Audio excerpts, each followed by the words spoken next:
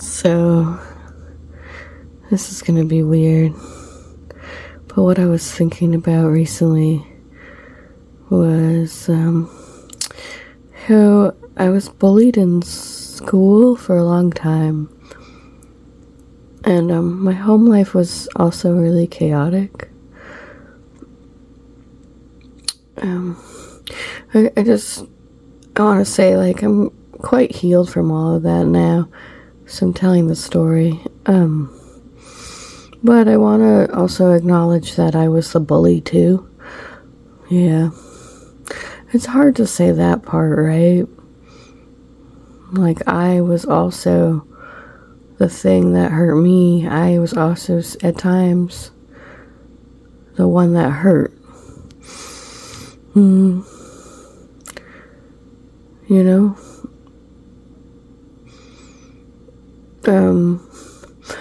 One thing about when I was younger as a kid, I think because of my chaotic home life, I just wasn't like the strongest one, like in a group setting, because I just didn't have, like, let's say, self-esteem, like, or any confidence really from growing up chaotically, and internalizing everything, which I still can internalize a lot of things. That pattern is super hard to break. Formative years, there's something about that. It doesn't mean you can't, like, address it, though. Sometimes life will address it. But I wanted to say that about that because maybe I noticed my fight came on later in life. But sometimes then events would be hard for me if they were very triggering. And I get it. There's a conversation about where you can't always say that, but I don't know anymore. I feel like you can say whatever you want to say because it's your story. I do feel like you should start to work to heal, right? In whatever way that you want to, and it resonates, because there's lots of ways to do that. So maybe you can detach from the story, but there's still something to the story, right? I think what I noticed over the years is, like, I don't want to, like, keep wearing it like a cloak.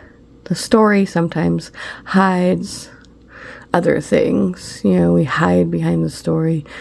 Anyway, this isn't what this video is about. It's more about coming into the awareness of realizing, as much as people have hurt me, I have hurt them, and sitting with that idea and understanding. But what I want to say is, when I was younger, I didn't understand that the people that were hurting me were also really hurting too, in different kinds of ways. Yeah. I can look back now and, like, go, oh shit, yeah, we were all just hurting.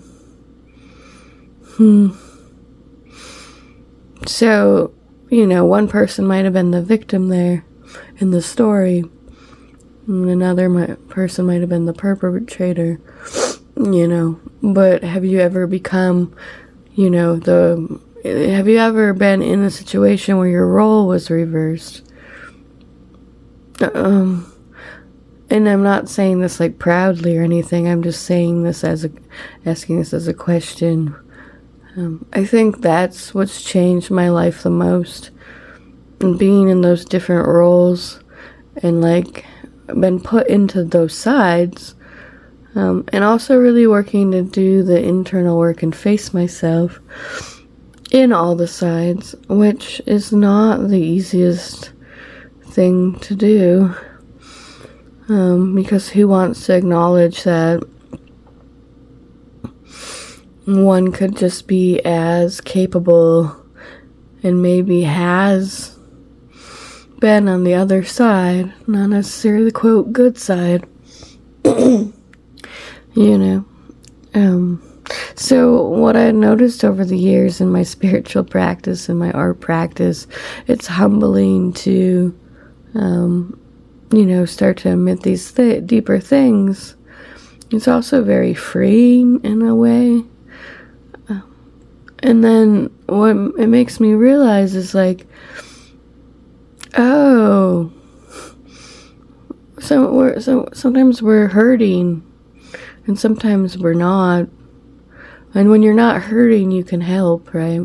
And sometimes hurting and helping gets mixed up because one person thinks they're doing the best they can for the situation to help, and it's not the right, it wasn't the right way because maybe that person didn't see something was in their way at the time, you know. But this brings me to like a deeper point in this story, is that I bet we all know someone in that situation, or maybe it's actually you. Maybe you can identify with as part of the story. So what happens is when you realize maybe you have the capability of becoming the other, or you've ever really truly became the other, and you know that deep down inside, you don't have to admit it to anyone, you just have to admit it to yourself first. What happens then is, well, sometimes like the chaos will unfold within the self, and the shadow will rise. What happens in a collective story, we start to see the separation of this reality. It's not always easy. Sometimes when something comes to like show us something, it actually is super scary if you never really looked at your own shadow. You know,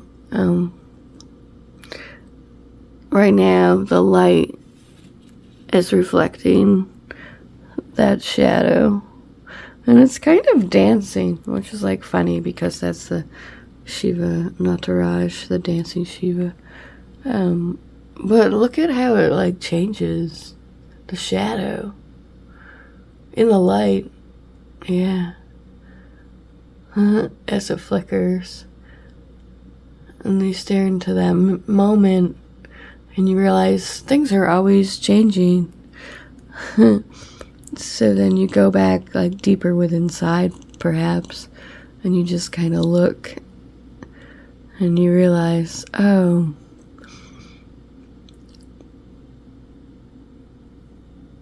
as much as this shadow is here, it's still changing. Oh. You know. So this rearrangement of particles is a dance, let's say. And we can find the celebration. And maybe some people would say I shouldn't say certain things right now at this time, right? I don't know. For a long time in my life, I've hid a lot, and I've definitely paid my own prices for the mistakes that I've encountered. You know, some things were like blindsided to me. And I suppose that's still part of the mystery, right? So I guess I have to bow to that as well.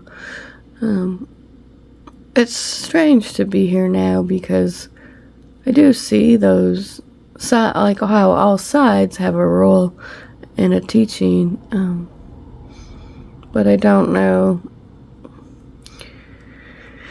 what to really do about it.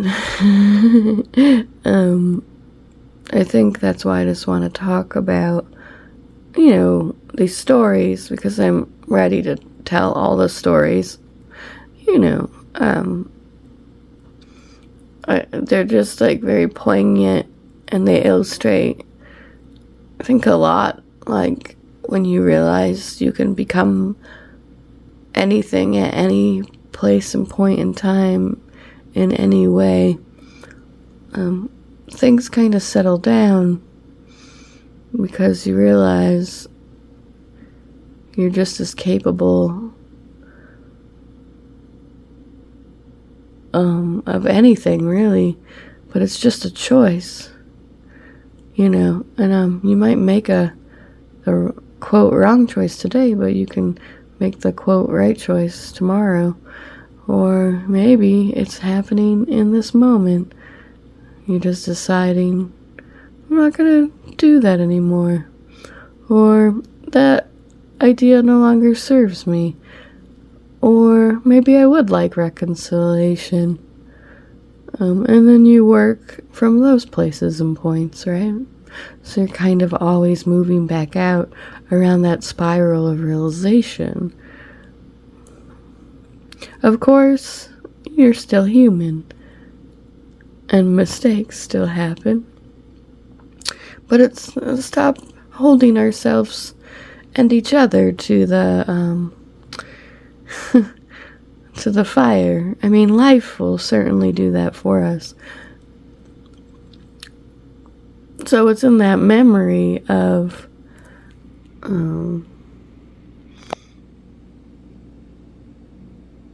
Numanita Koti, the rainbow of humanity, right?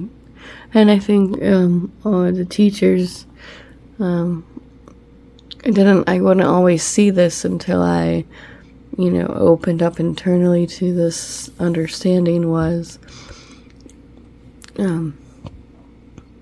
the heart, right? In all people's, there are many creation stories when you start to listen to other nations and people. And I think the biggest lie has been about that there's just one way, like in the sense of we take up like a strong stance, let's say, and think that's the only way. And then like it becomes a polarity. It kind of becomes like black and white thinking. Yeah, and to me what I see now here is a rainbow of thinking. It's what I feel. It's like that multidimensionality, and that I'm going to use the word higher energy and higher heart. But I don't really like using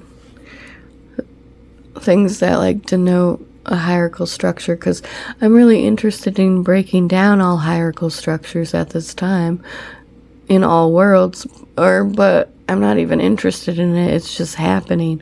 So I'm interested in tending to what's breaking down in my own way through the creativity and the creation, the art, and these stories. And speaking just my what my story has been, and like honoring my own sovereignty, just like I like to honor your sovereignty. And I'm just telling the story from my own understanding. Is as much as I was hurting, they were hurting too. So how do you remove yourself from that? You don't really remove yourself. You kind of go inside deeper and like start to sit with all of it, and bring out the different sides, and realize that it all has a place, and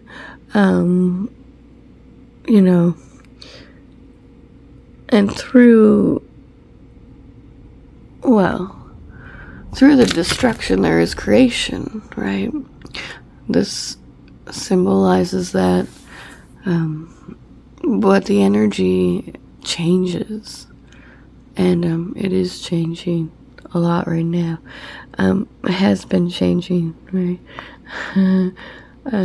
I was thinking about some of the hardest times in my life where I was like face down in the dirt. They really made me have some of these deeper understandings after I work through them all. But it's sometimes for the faint of heart, right? I always say be careful what you ask for, because you might just get it, and it's going to come in a way that you least expected it very often. But the bigger question is, are you paying attention to all of it, And of course, the heart doesn't condemn, not unconditional love. It just loves because it's love. Yeah. Which, I would say I'm still learning how to love. It's probably like one of the hardest jobs or like things to come into being, especially to love yourself when it was so hard, But the thing is like I had a chance to see that I was often projecting my own pain onto other things, especially when I was younger. But I feel like the world hasn't been made for these conversations, and what do you do when like you can't control every family that raises a child, and everyone has different points of view and they're arguing. What I see is coming into like a deeper conversation with lots of things that have been hidden in all kinds of ways. I guess that's why I'm called to do the work that I'm called to do at this time, really, is to have the harder conversations, because I've been over some mountains, but that doesn't mean I don't have more mountains to climb, that's for sure. So it's acknowledging it all is humbling. What I've learned here, though, on the mesa is this rose, is here for a reason. I put it here, obviously, but it's like the many petals of life, that maybe each petal represents, say, a thing in your life, but the petals can become an offering, and it can become sweet again, when we do the work, when we do the internal work. And my teachers have taught me this, and I'm not always the best student, I still have a lot to learn, but these petals,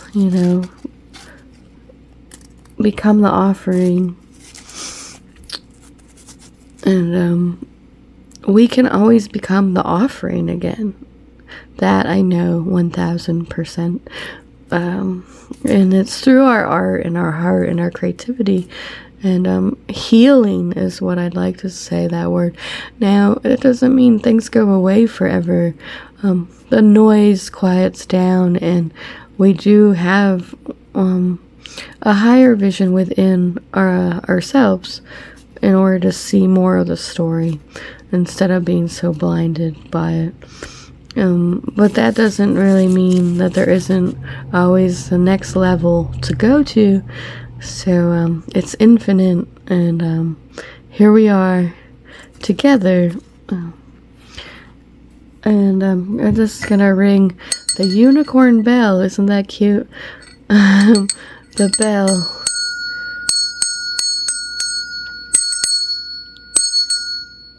And just say, it's not perfect. It's a practice, all of it, art, living. This practice, too, requires, some work. And I'll just send you a blessing from this altar ground that it holds the memory of a lot of things. Oh, it's dark over there. Nonita kumanina, etupatina, ito nanina e konane ito manina e. Mata e no, ana he o nana. Kota e no, ata e no ata. E tu ana, ana e no ata. Kona e no, ata e no ata. So if you, what do you want to create? And what's your offering? May you journey well and be well and find what's in resonance. That's important for these times.